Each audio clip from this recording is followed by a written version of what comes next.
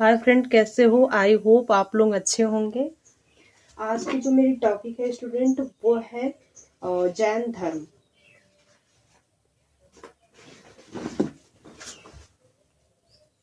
जैन धर्म, ठीक है स्टूडेंट।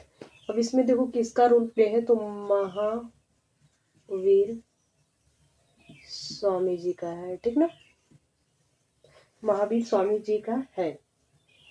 अब देखो इनके जो पिता थे, पिता का नाम पहले देख लो। पिता का नाम सिद्धार्थ, ठीक। माता का नाम देख लो, माता त्रिशला, ठीक। फिर वाइफ देख लो इनकी, पत्नी। पत्नी जो थी वो कौन थी? यशोदा, यशोदा। इनकी एक लड़की थी, पुत्री मतलब, वो जो थी उसका नाम था अनुजा, प्रियदर्शना, प्रियदर्शना, ठीक ना। और दामाद भी था एक, दामाद, वो उसका नाम था जमाली, ठीक ना स्टूडेंट। इतना तो आप लोग समझ गए। और इनका जो जन्म हुआ था, जन्म वो 540 बीसी में, कहाँ पे? 540 बीसी में वैशाली, वैशाली में हुआ था। और वैशाली कहाँ है स्टूडेंट? तो बिहार में है, बिहार में है, ठीक ना। वैशाली कहाँ है? बिहार में है। बिहार वही कुंडल ग्राम में हुआ था, वैशाली, वैशाली कुंडल ग्राम में, ठीक ना। अब देखो इनकी इतनी बात हो गई, दामाद भी हो गया। इनके जो बचपन का नाम था, इनके चाइल्डहुड नेम जो थे इनके, ठीक ना, वो क्या था? चाइल्डहुड नेम वो क्या था? वर्धमान थे, ठीक ना, वर्धमान इनका जो नाम था। और इनको ज्ञान की प्राप्ति मतलब 30 वर्ष के थे ना, तभी ये घर को क्या किए थे? गृह त्याग किए थे, त्याग किए। और ज्ञान की प्राप्ति इनको जो हुई ना, वो 12 वर्ष की तपस्या के बाद हुई थी। 12 वर्ष की तपस्या, तपस्या, ठीक ना, तपस्या के बाद इनको हुई थी। वो जुम्मनी, देखो जुम्मनी के समीप एक है त्रिजुला, मतलब कि त्रिजुपालिका नदी के तट पे साल वृक्ष था, साल वृक्ष, उसी के नीचे इनको ज्ञान की प्राप्ति हुई थी। इसी ट्री के नीचे इनको ज्ञान की प्राप्ति हुई थी। और नीचे ज्ञान की प्राप्ति हुई थी, जिसे क्या कहा जाता है स्टूडेंट? ये भी बहुत पूछता है, तो कैवल्य कहा जाता है, कैवल्य। ज्ञान की प्राप्ति को क्या कहा जाता है? इनके कैवल्य कहा जाता है स्टूडेंट, कोट में पॉइंट, ठीक ना। फिर इसके बाद देखो इनके जो प्रथम उपदेश वो कहाँ पे दिए थे? अपना पहला उपदेश, फर्स्ट उपदेश तो पाटलिपुत्र में, पाटलिपुत्र में दिए थे, बिहार में ये स्टूडेंट, पता है आप लोगों को, ठीक ना। और इन्हें अपना उपदेश प्राकृतिक भाषा जो अर्धमगधी भाषा में दिया था, ठीक ना। और ये किस लैंग्वेज में दिए थे, भाषा में? तो ये दिए थे आपके स्टूडेंट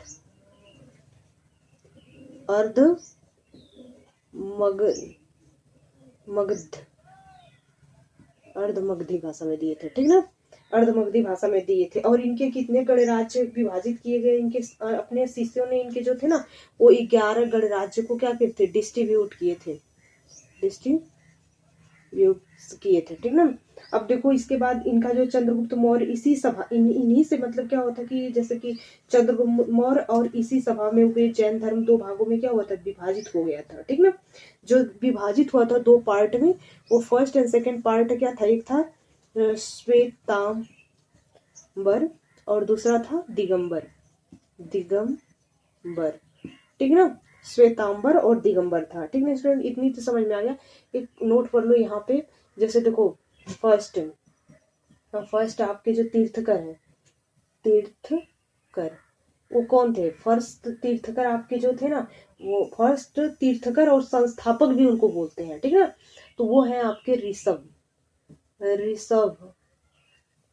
देव जी हैं, ठीक ना, ऋषभ देव जी हैं जो। और इनका जो मतलब कि प्रतीक है ना, वो आपका क्या है? साढ़ है। इनका जो प्रतीक है वो स्टूडेंट क्या है? साढ़ है। और जो आपके फर्स्ट हो गए इसके बाद यहाँ पे लिख देते हो सेकंड, क्योंकि वहां पे नहीं दिखाई देगा। और सेकंड जो थे ना वो सेकंड मतलब कि आप बोलोगे तो 23 में, जो वो पूछता है उसी को बोल रही हूँ, ठीक ना। 22 में आप लिख लो। तो 22 में जो तीर्थकर थे, तीर्थकर जो थे 22 में तीर्थकर, फिर 24 में और तीर्थकर, ठीक ना। तो 22 में तीर्थकर स्टूडेंट जो आपके थे ना वो अरिष्ट नेमी थे, अरिष्ट नेमी। और इनका जो प्रतीक सिंबल था वो क्या था, अरिष्ट नेमी जी का शंख था, शंख था, ठीक ना। और ये जो मतलब कि 22 में 23 में है, ठीक है, 23 में थे ये पारसनाथ, पारसनाथ जी थे। इनका जो था ना वो क्या था, शंख था, सांप था, ठीक ना, सांप था और इनका शंख था, इनका स्नेक था, ठीक ना। और 24 में जो आपके हैं स्टूडेंट ये आपके महावीर जी थे। और इनका जो प्रतीक चिन्ह था वो क्या था, सिंह था, सिंह था, ठीक ना। और इनको ना जैन धर्म का वास्तविक वास्तविक संस्थापक, इनको क्या है वास्तविक, इनको क्या माना जाता है, वास्तविक वास्तविक संस्थापक माना जाता है, संस्थापक माना जाता है। और संस्थापक बस बोलेगा तो ऋषभदेव पंत जी को माना जाता है, ठीक ना। और इनके दूसरा जो थे ना वो अजीत नाथ थे, दूसरा भी लिख लो, सेकंड में बताई थी तो पूरा कर देती हूँ। वो जो थे अजीत नाथ जी थे। और इनका प्रतीक जो था ना वो एलिफेंट थी, हाथी थी, हाथी थी, ठीक है स्टूडेंट। इनकी जो मतलब की थी अब देखो इतना तो आपको समझ में आ गया, हाथी है। अब श्वेतांबर मतलब जो ना श्वेत वस्त्र को फॉलो करते थे, मतलब व्हाइट वाले जो होते थे, व्हाइट मतलब कि कपड़े को या क्लॉथ को जो फॉलो करते थे, ठीक ना, पहनता था। और जो नग्न रहते थे, कुछ नहीं पहनते थे, ठीक ना, किसी चीज को, उसको आप दिगंबर मतलब उनको दिगंबर कहा जाता था, ठीक ना। अब महावीर अपने 11 जो यहाँ पे मैं बताई हूँ कि शिष्यों को विभाजित किया था, गणराज्य में विभाजित किया था। प्रथम जैन सभा जैसे पाटलिपुत्र में 322 बीसी में हुई थी, स्थूल भद्र की अध्यक्षता में। तो आप लोग से बार बार पूछा जाता है कि जो प्रथम जैन सभा हुई थी वो किसकी अध्यक्षता में और कब और कहाँ हुई थी। तो वो आप लोगों को बता दो कि पाटली पुत्र में हुई थी फर्स्ट, ठीक ना। फर्स्ट आपकी जो जैन सभा है, जैन सभा है, ठीक ना, जैन सभा है। और वो किसके, और ये ना 322 बीसी में हुई थी स्टूडेंट, ठीक ना। और ये स्थूल भद्र की अध्यक्षता में हुई थी, ठीक ना। और तथा चंद्रगुप्त मौर्य और इसी सभा के जैन दो भागों में भी विभाजित हो गए थे, आपको बताऊंगी।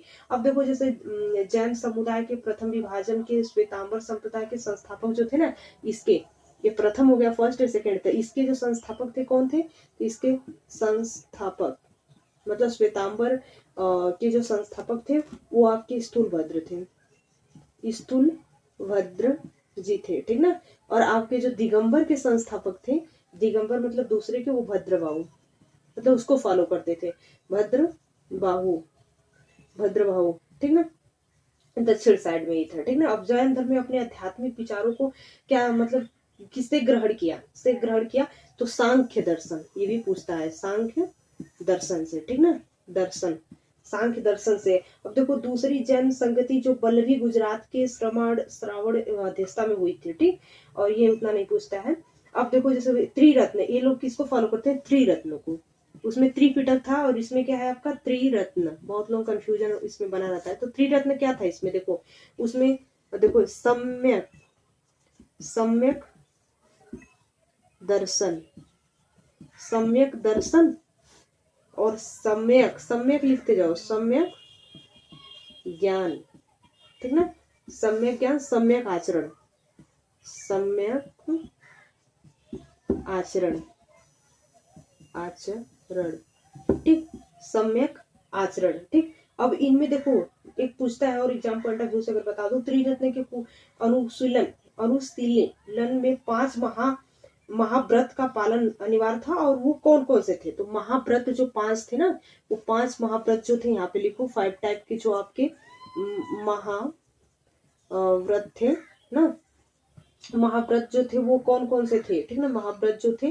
तो देखो पहला जो था ना वो आपका क्या था, अहिंसा, अहिंसा।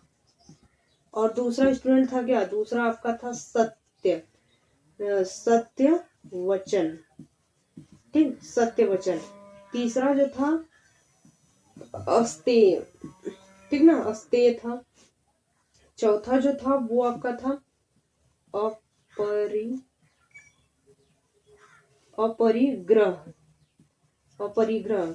और पांचवा जो था स्टूडेंट वो था आपका ब्रह्मचर्य, ठीक ना, ब्रह्मचर्य था। तो 5 महाव्रत थे, जैसे अहिंसा थे, सत्यवचन, अस्तेय और आपका परिग्रह और ब्रह्मचर्य थे, ठीक ना। और जैन के मठों को बस्ती कहा जाता था। इनके मठ जो होती थी ना, मठ, उसको वसदी कहा जाता था। ये भी पूछता है, ठीक है, लोअर पीसीएस वगैरह में। और जो किस स्थान पर महावीर स्वामी की मृत्यु हुई थी, तो पावापुरी राजगृह में, पावापुरी ठीक ना, पावापुरी राजगृह में पड़ता है। राजगृह के पावापुरी में इनकी गृह के उसी में इनका मतलब मृत्यु हुआ था। और कब हुआ था, तो 468 बीसी में हुआ था, ठीक ना, 48 बीसी में हुआ था। और किस स्थान पर महावीर की मृत्यु थी आप लोगों को पता ही हो गया। और देखो जो जैन साहित्य को क्या कहा जाता है ना, तो आगम कहा जाता है, ठीक ना। और जैसे जो जैन ग्रंथ कल्प सूत्र की रचना किसने की थी, अगर कोई पूछ दिया तो भद्रबाहु की थे। और अगर आपसे महावीर स्वामी यति कब कहलाए, तो जब घर को क्या किए थे, त्यागने के बाद कहलाए। और जैन धर्म का सबसे बड़ा केंद्र कहाँ है, तो चंपा नगरी में है, ठीक ना। और जैन धर्म के पूरे ज्ञान को क्या कहा जाता है, जो मतलब एकदम कंप्लीट नॉलेज को कैवल्य कहा जाता है। हमने पहले ही बताया आप लोगों को। फिर जैसे कि जो जैन साहित्य होती है स्टूडेंट ने, इनकी एक संकल्प की भाषा होती है। जैसे वो कौन सी भाषा, जैसे प्राकृतिक अर्धमगधी, इसमें लोग अपना जैसे लिखते हैं, ठीक ना। और जैन धर्म का जो सबसे इम्पोर्टेंट सिद्धांत है ना, वो अहिंसा है, ठीक ना। और इनके जो तीर्थकर की जीवनी होती है ना, वो कल्प सूत्र से लिया गया है, ठीक ना। किससे लिया गया, तो इससे लिया गया, कल्प सूत्र से लिया गया है, ठीक ना। और कल्प सूत्र की जो रचयिता है आपको बता दूं, भद्रबाहु है, पहले भी बताया। और पहले और इनके जो फॉलोअर थे, जैसे चंद्रगुप्त थे, कलिंग नरेश थे, खारवेल थे, अधोवर्षी थे, अजात शत्रु का पुत्र उदयन था, इस वजह से ये लोग थे, ठीक है। और जैन द्वारा शरीर को जो भूखा रख करके प्राण को त्याग देते थे, उस विधि को इन लोग ना कहते थे कि वो विधि जो है ना, उसको कहते थे, वो लिख देती हूँ, सल्ले, ठीक ना, सल्ले खना ना, त्याग कर देते थे अपनी शरीर का, ठीक ना, भूखा रह करके अपने प्राण को त्याग कर देते, तो उसे सल्ले खान कहते थे, ठीक, खना कहते थे।